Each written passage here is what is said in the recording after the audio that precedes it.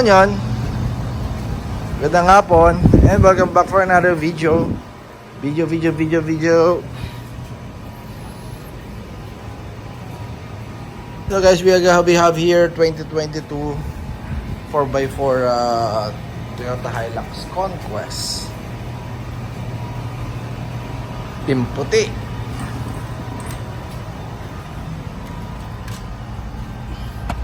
So nakita nyo, nikakabit natin. So konting walk around muna tayo. Naka-setup steel bumper na which is binody color din niya. Yeah. So off-road design to, naka-leaf. For sure palit ang suspension niya, lahat ng pangilalim, harap likod. Stock ang rim niya. Then naka-upgraded na yung gulong niya. Naka-off-road.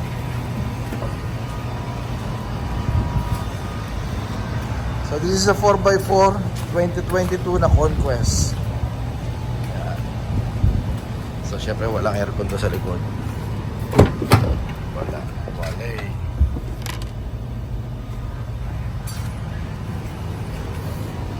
So yan ang gagawin natin ngayon. Ayan ang i-install natin.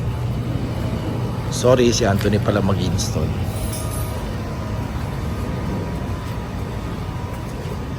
So guys, ang set to, bilangin natin. This is the automatic vent, duct, link, and vent. So original lahat yan, sir. Tuloy tayo.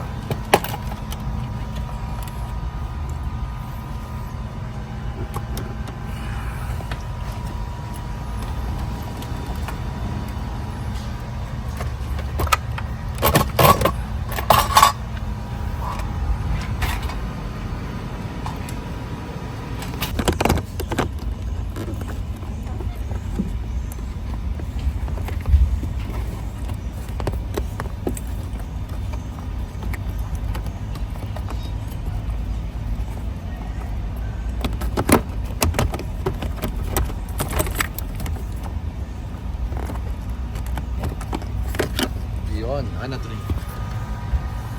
So ito yung tatanggalin natin at takip. Pero aside from this one, meron pa tayong kailangan na tanggalin or i-cut doon sa part ng which is yung mga napakita natin sa ating mga previous video kung paano butasin. Ito nga bro. Ito nga.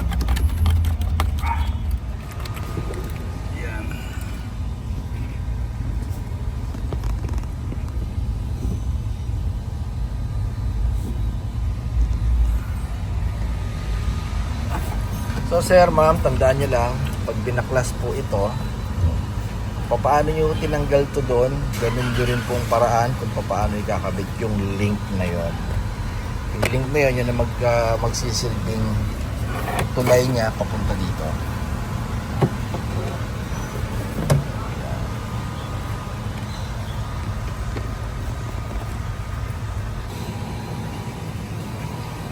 Hindi tayong glass emblem, pakita lang natin sir. Yan, original, pero pag-iisipan pa ni sir yung papakabit niya.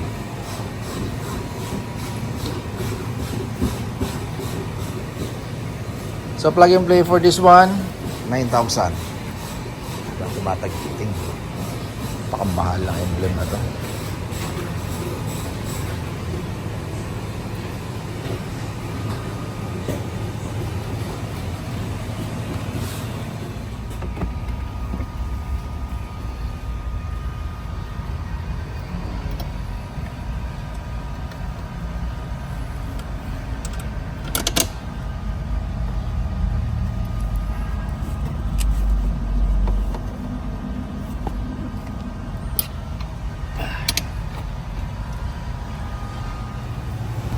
So abang ginagawa ni Anthony yon, tanggalin na natin itong cover.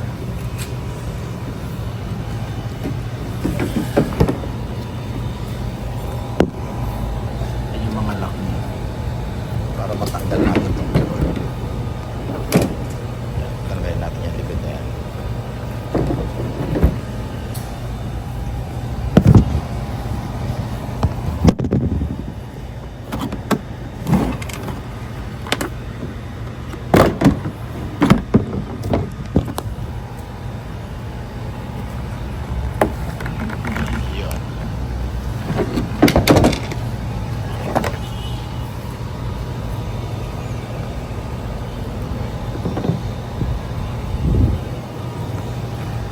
Huling-huli to sir ha. Huling-huli natin ikakabit to. So pinabalikan natin isa-isa.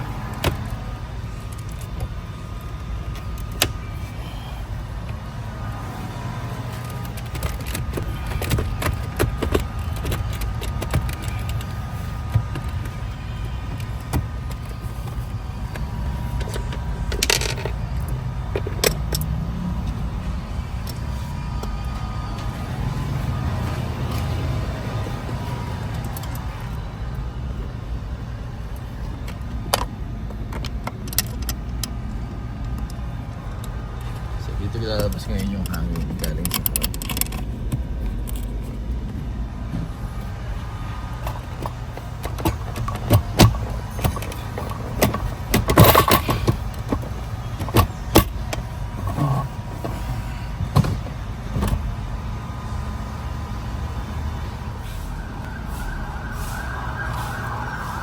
So kapitan natin yung likod. Ito.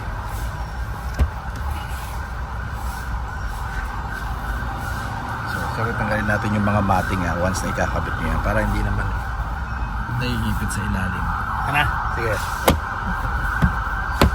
Yun. So walang tornilyo yan ha, clip lang yan. Nice.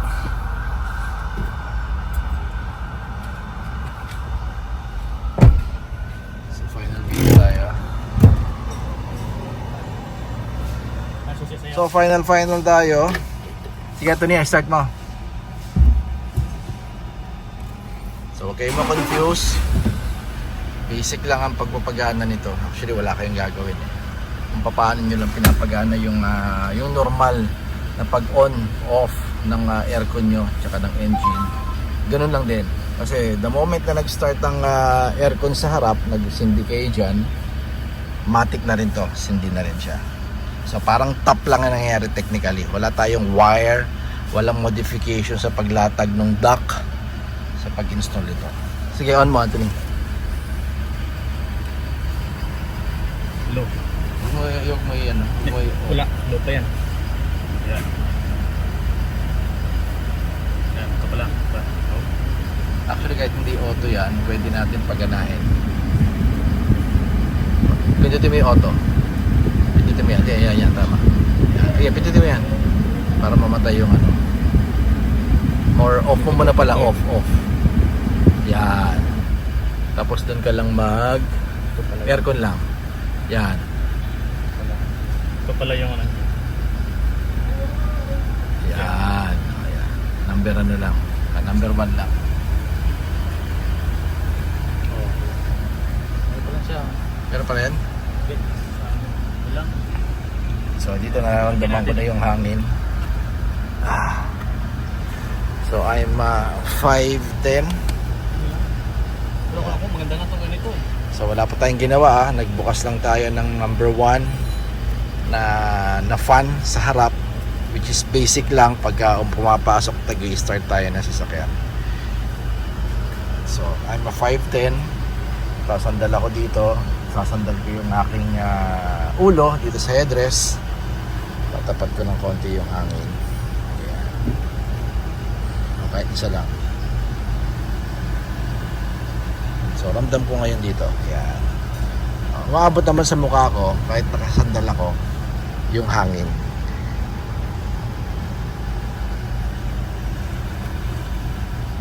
Ayan, yung hangin sa harap, hangin sa likod. So far for me, parang wala namang kaibahan. Bro, okay lang bro. Balik na ako bro. Sige. Halos wala namang kaibahan. Bigyan na namin kayo ng isang technique. Pwede mong i-arrow down ito. Yan, arrow down. Pag in-arrow down nyo yan, magkakahangin kayo dun sa leg. Wala na. Yan, magkakahangin kayo dun sa baba ng leg or sa leg nyo. At the same time, kahit hindi kayo naglakas ng fan, mararamdaman nyo medyo lumakas to. What more pag nagdagdag ka ng hangin? Dagdag ka hangin to ni? Ha? Fan. Yan. Yan. So to ramdam ko na kayo. So hindi na kayo kailangan magagawan or humingi ng lakas ng fan sa harap para umabot dito sa likod. Okay, yung constant lang lakas ng hangin na pag-o-open sa harap, ganun na rin ang mararamdaman nyo dito sa likod. Alright, so on driving experience, syempre kung pasahero ka or even ikaw yung driver, kahit pa paano, alam mong meron kang hangin sa likod or meron ka ng aircon duct sa likod, alam mong hindi na maiinitan ng pasahero mo. What more dun sa mga pasahero talagang regular na sumasakay sa likod ng Hilux. Alright, so 2016, kung wala kang aircon na ganito guys, hindi nyo kailangan ibenta ang unit nyo para lang magkaroon ganito. Pwede na nating kabitan. Alright, so this is a 28,000 set. Yan, yung 3 pirasong pinakita ko sa inyo. Pwede natin ikabit 2016 hanggang 2024 actually kung walang aircon vent yung mga Conquest nyo or yung mga G, J na Hilux, manual man yan o matic, pwede na natin kapitan ng ganito. Okay, so may charges lang tayo para sa ating installation. So by the way, ito pala yung mga tinanggal, pinakita ko na ba kanina to? Yan, 2 piraso lang yan, yung takip dun sa harap at takip dito sa likod. Pag nadagdagan yan, ibig sabihin meron kayo hindi na ibalik. Alright? Or kung may kulang man yan, isa lang ang nakuha nyo, ibig sabihin meron kayo hindi natanggal. Okay, so once again, this is a 2022 Hilux Conquest 4x4. Kinabitan natin ng aircon vent sa likod. Ayan. So thank you kay Sir Paul ng Batangas yata. Kumakain sila doon, sir. Oh. Habang hinihintay. So invite nyo kayo guys, just follow us sa ating mga social media account. Unahin natin sa YouTube, TRD Parts Tango Romeo Delta Parts. Okay, so YouTube yan. So sa Facebook naman natin, syempre wala rin pagkakaiba, Tango Romeo Delta rin, TRD Parts din, pareho lang. Then meron tayong Viber at WhatsApp. Nasa upper right ng yung mga screen nating number, 0917-888-1133. Pwede kayo tumawag, mag-text at inquiry naman dun sa ating Facebook page. Ayan.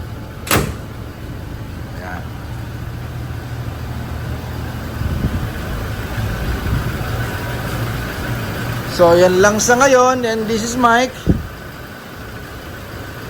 Once again, do not settle for anything less.